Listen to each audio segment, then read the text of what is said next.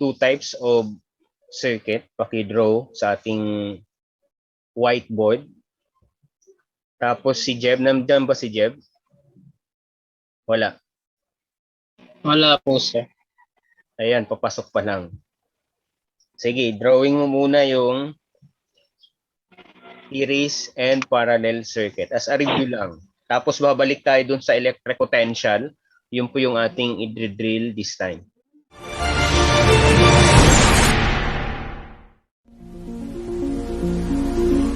Sa battery. Tapos, yung current is connected siya sa isang component, which is connected din sa sa pangalawang component at the same time yung doon din sa pangatlo. So in short, once na yung dito sa series, once na nag-cut yung sa isang side ng current, lahat siya hindi gagana.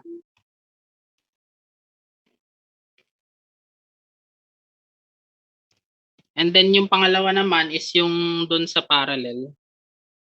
Ito yung battery or yung source of electrical energy.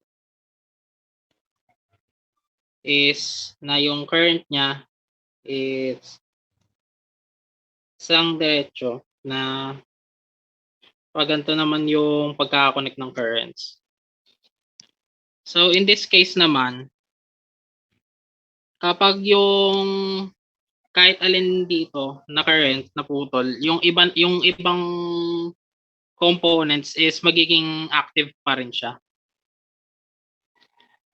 And then yung doon naman sa types of switches, dito ko na lang siguro gagawin sa parallel para mas maraming space. So let's say na meron tayong open switch. So once na open yung switch, walang current, hindi magfo-flow yung current. Unless na lang kapag yung switch niya is closed na, tsaka lang siya magfo-flow. And then same goes kapag naka-open na rin, magka-cut uli yung current. Yan lang po, sir. Okay. So, nasaan dyan yung close? Nasaan yung open? Ano po, sir? Yung close po, ito, kapag connected po yung kapag connected po at ng current close po ang switch, connect po at ng parts of current to flow yung charge or yung electricity. Unless lang po, pag yung current is open, hindi po siya connected sa rest ng series, kaya ay ng circuit, kaya hindi magpo-flow ng current. Alright. Sige. Huwag mo munang i-answer ha. Do you agree with Carl? Yes po, sir. Marcos, bakit ka nag-agree? Kasi sa nung po sir, ng grade 10 po, inaro po namin to dati. So, parang na-remind po ako sa lesson na ito, sir.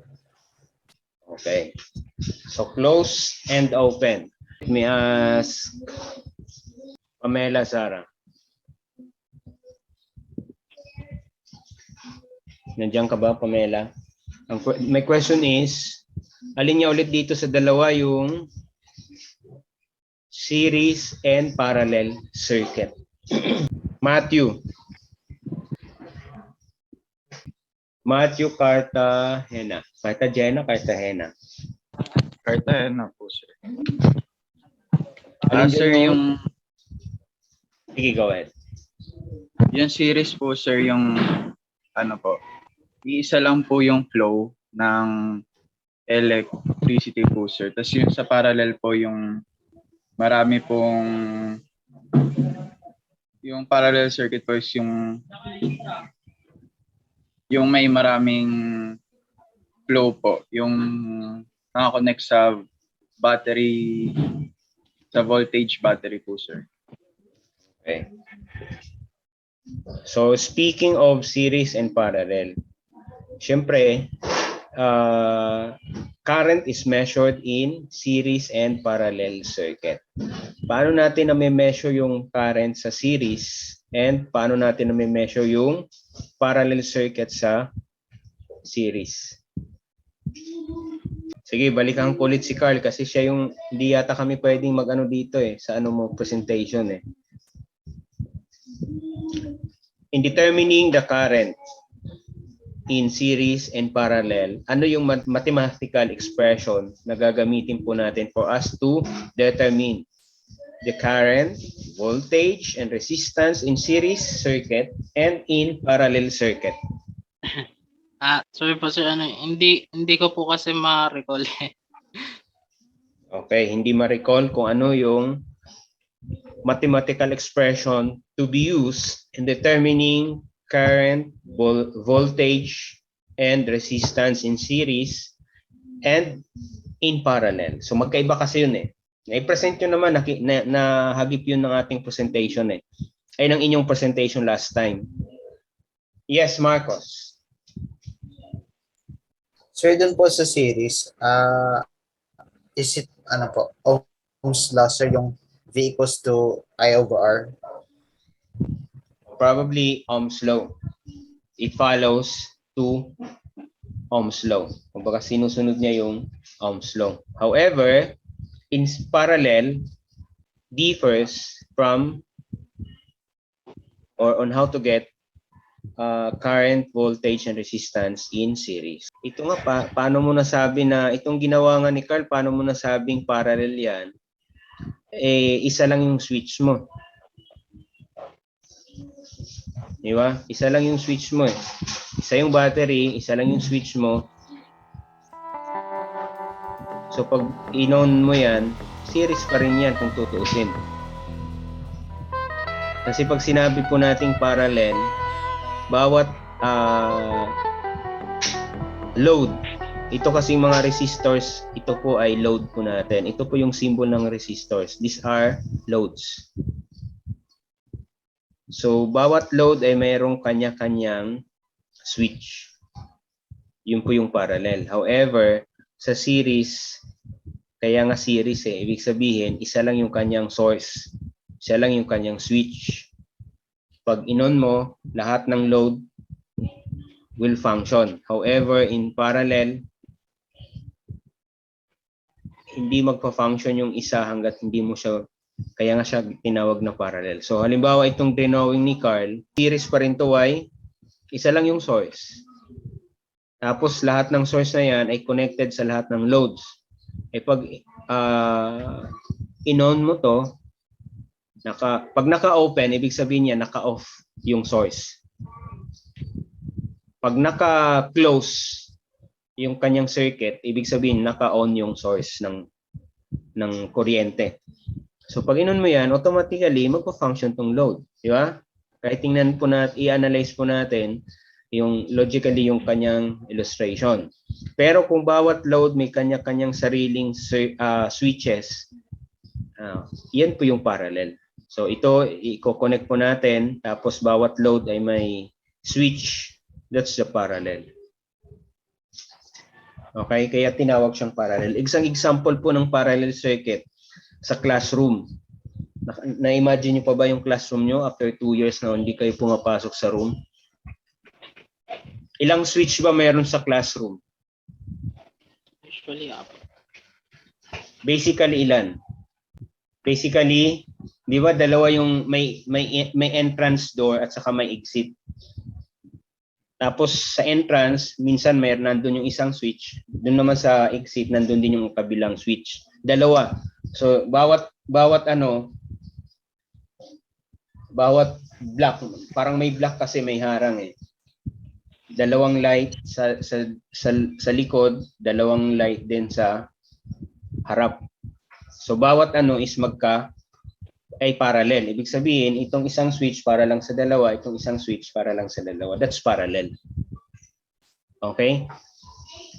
So halimbawa, yung switch ng kwarto nyo kaysa sa kusina magkaiba. That's parallel. Eh, imaginein mo kung series yan. Pagbukas mo ng isang switch, lahat ay magbubukas ng ilaw sa inyo, which is hindi naman kailangan. Eh, di ba mas malakas sa kuryente yon. Ang basic example ng series, yung Christmas light. Di ba yung Christmas light, isa lang yung switch. Pero I think yung ano doon, yung tinatawag na double, I think ang connection po doon ay parallel. Parallel doon sa isang kasi may isang line doon eh. May isang line doon na pag tinanggal mo yung isang may bulb doon na tatanggalin, hindi na siya mag-blink. Pero yung isang color lang, usually parallel po series po yung kanyang connection. Okay? So, sige, babalikan natin yan hopefully by Thursday, itong presentation. Part na rin ng ating discussion about Ohm's Law. I-connect ko doon. Ha? Dito muna tayo sa presentation nila Marinel last time. Let us have some sort of drill about electric potential. Paki-unshare na, Carl. Gamitin sa Thursday about Ohm's Law ay circuit na agad. Yun na yung gagamitin natin. Para isang na lang, i-compress natin into 1 hour yung dalawang magkaibang, at actually tatlo, mula sa presentation ni Miss Turingan hanggang dun sa presentation nila Carl. Ko-compress natin into 1 hour. So gagamitin lang po natin doon yung una, ang pinakaano talaga natin doon is the Ohm's Law. Tapos gagamitin natin example yung series and parallel connection. So for the meantime, balik tayo sa whiteboard. Electric potential. Basically, electric potential is defined to what? Marinel, ulit. Paano nga ulit yung definition nyo ng potential? Electric potential. How will you define electric potential again? Sir, electric potential po is it is any point in an electric field per unit electric potential energy per unit charge of that point po. So designated po siya as V is equal to electric potential energy over charge. Okay. Energy per unit charge, in short. Per unit charge. So that is electric potential. Denoted by, Marcos, you're raising your hand. Electric potential is denoted by, sige, pakisulat yan, Marcos, sa ating board, kung kaya mo magsulat. Dito sa ilalim ng electric potential. Okay po, sir. Okay, sana.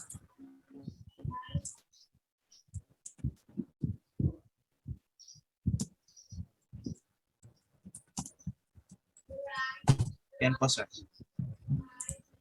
Ayan. V is electric potential.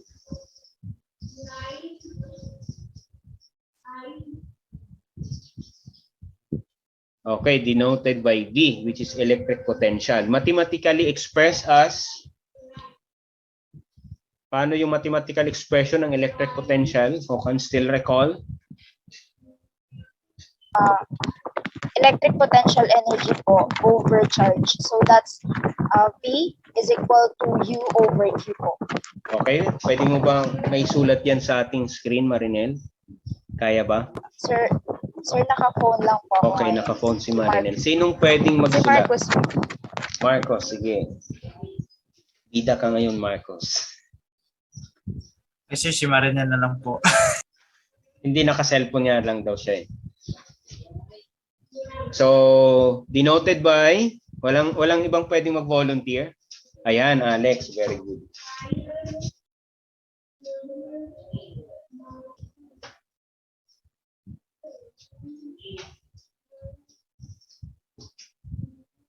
Okay. U over Q naught. I think ang basa yata dyan is Q naught. So sige nga, let me ask somebody naman. Anong ibig sabihin ng U at saka yung Q naught? Sino yung pwedeng mag-volunteer? Of course, aside from Marinel, from Marcos, and from Alex. Ano nangyari? Yan. Anyone? Sige nga kung talagang, ano ba yan? Ba't napupunta sa iba?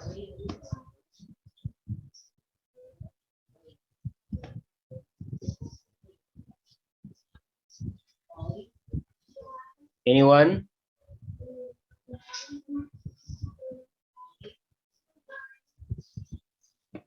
Ay, naku po. Yes, Juliana. Sir, yung U po, ano po, electric potential energy po. Tapos yung Q po, electric charge po. Okay, yung U, electric potential, yung Q, electric charge. Pwede mo bang isulat yan? Electric potential ba yung U? Di ba yung V yung electric potential? Electric potential energy po, sir. Ayan, ang U ay potential energy, ang Q ay charge. So, lagyan natin ng arrow. Ito ay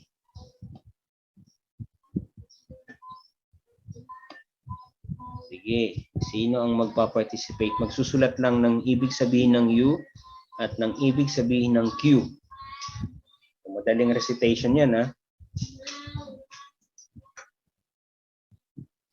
Marcos, sige ko na nga lang. Ang bagal ng iba eh. Hindi ko alam kung nandyan talaga sila or kung ano-ano nang ginagawa. Marcos, sige.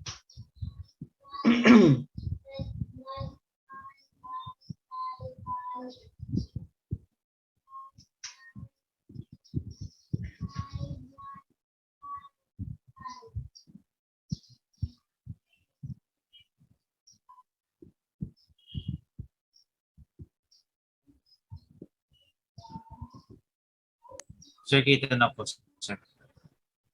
Okay. So, U is electric potential, Q is charge. Yung U, yung electric potential energy or potential energy, ay meron siyang mathematical expression.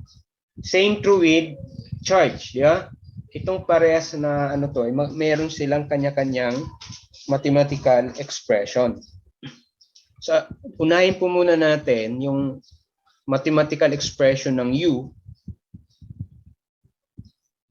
bago natin kunin yung mathematical expression ng charge. Ano yung mathematical expression ng U?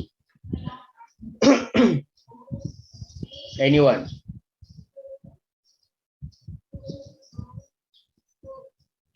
U is equal to, hindi kayo nanood ng video nila. U is equal to, ayan, Jana.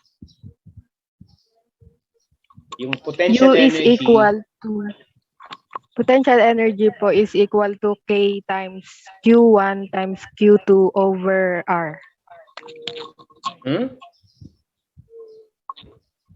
electric charge yung inano mo, dinefine.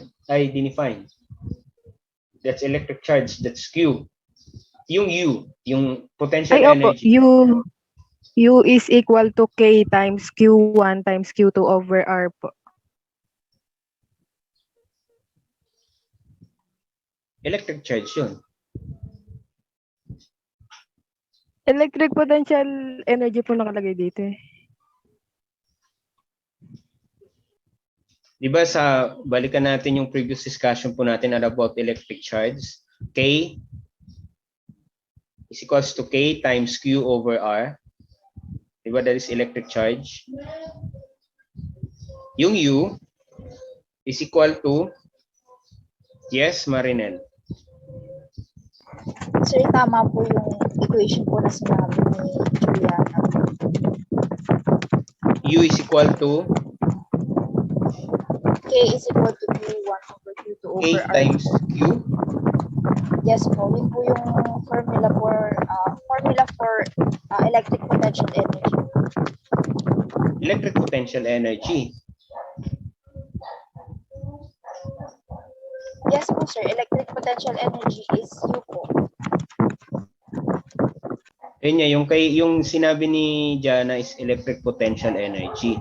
Ang U kasi, pero bago natin nakuha yung electric potential energy, sige nga, ipakita ko na lang sa inyo. Meron pa kasi tayong derivation na ginamit dito. Cu ay equivalent to Q subnat yan na, times E and D. Okay? That's yung value ng U. Tapos, isa-substitute natin itong si U dito. Substitute natin dyan. Ang mangyayari, kung pag sinubstitute natin, magiging, sa derivation natin to V, kapital natin. V is equal to, so ang value ng U is Q not ED. Q. ED. Over Q. Over Q. Okay? So ito na ngayon. So nasa derivation process pa rin tayo. Ngayon, ito pala, kukunin ko. CE, ano yung E natin dito?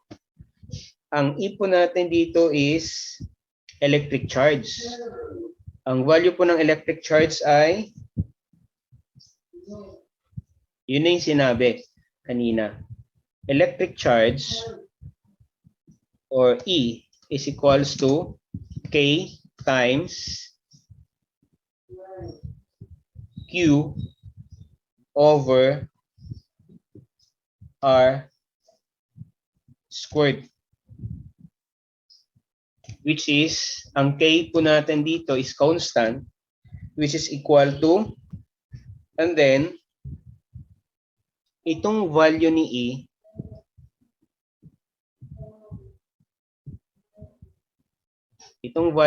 E, isa-substitute natin dito.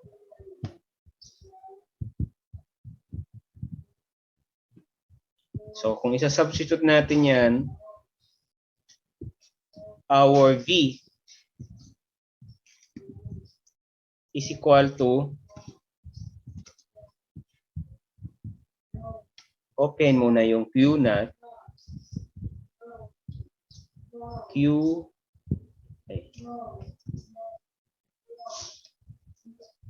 sub naught times yung value ng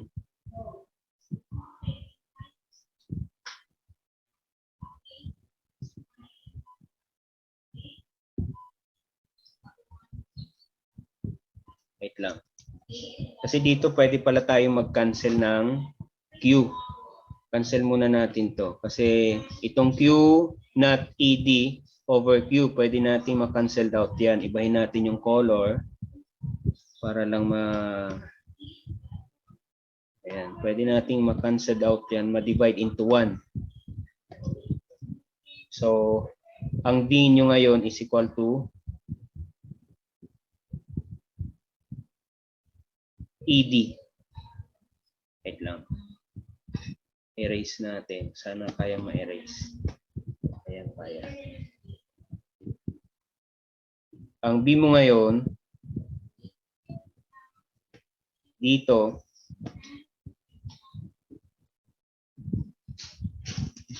V is equal to ED. E and D. So ano yung D? Ang D mo dito is also, wait lang. Ang D mo dyan is also your R. Di ba? Yan din yung R. D is distance, which is also your R. So kung ang value ni E or electric charge is K, which is constant times Q over R squared, therefore, balikan natin, isa-substitute natin si E dito, therefore, V, dito na tayo ngayon sa sinabi kanina ni Jana. V is equals to K times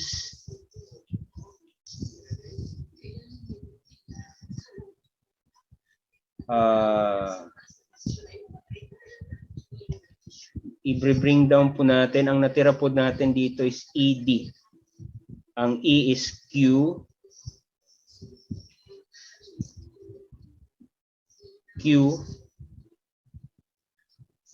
over R squared. Tama ba? Tama. Over R squared. May natira pang Q na isa dun sa taas kanina. Yung D, di ba? ED. Mami, Lois, parang sunog na yung niluluto ni Mami, sabihin mo. Amoy ko eh. Sabihin mo. Puntan mo.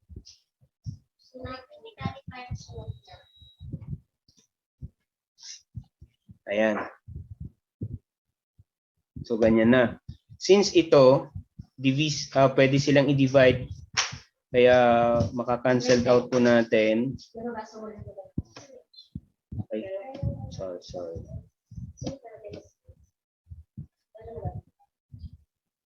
Cancel out natin yung R sa isang R. Kasi ito nasa baba yung Q over R times R. Yeah? So, ang matitira ngayon, yung sinabi na ni Jana kanina, na V is equal to K times Q over R. So, ito po yung ating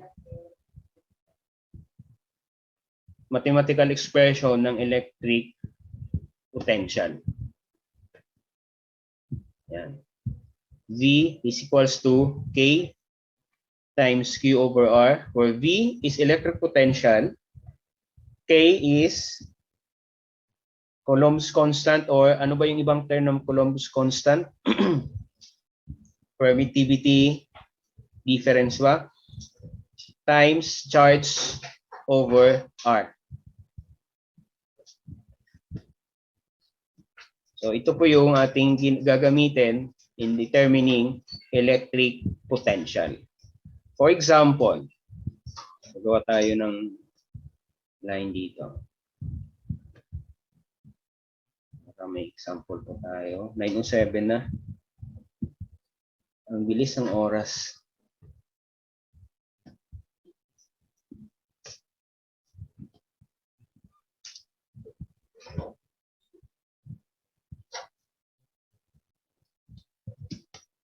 Example, you're asked to calculate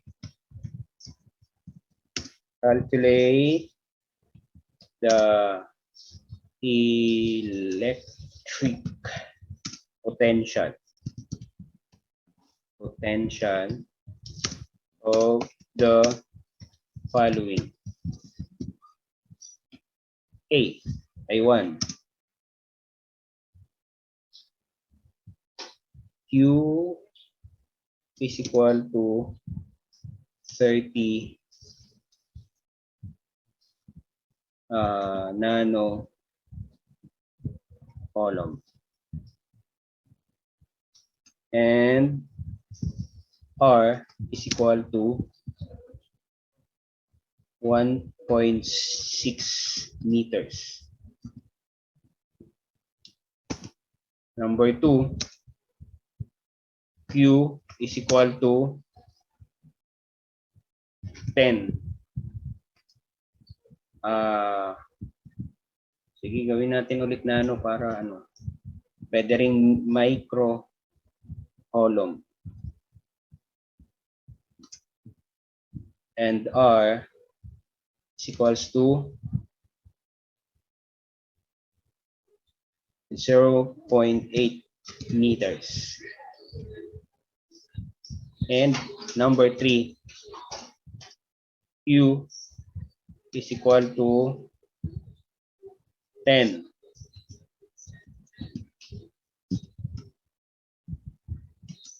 And R is equal to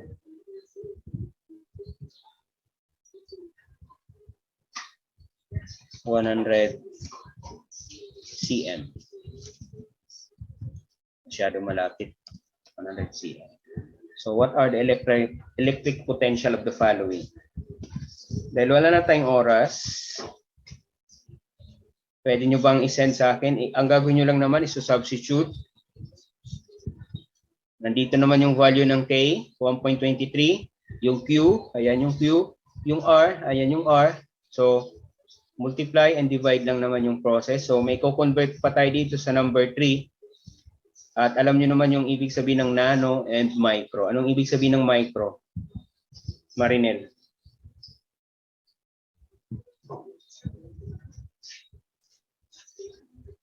Yes, Marcos. Sir, ayun po yung times 10 raised to negative 6 po. Micro. Prime.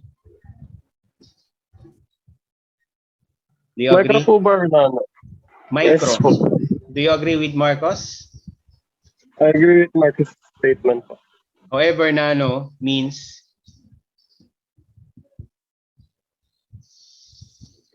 Marinel. I think for nano naman po, sir, instead na raised to negative 6, it is raised to negative 9 naman. Alright. Very, very well said. So since 9/11 na, Twin Tower bombing na, at may next class na kayo, 9/11 Twin Tower bombing. So pakisend na lang sa akin yung inyong mga responses using this expression of electric potential. V is equals to K times Q over R with the following problems. Okay? So yun lang muna. See you next meeting on Thursday with Ohm's law and parallel series and parallel circuit, yung ating discussion next meeting natin by Thursday. Goodbye everyone. Thank you po, sir.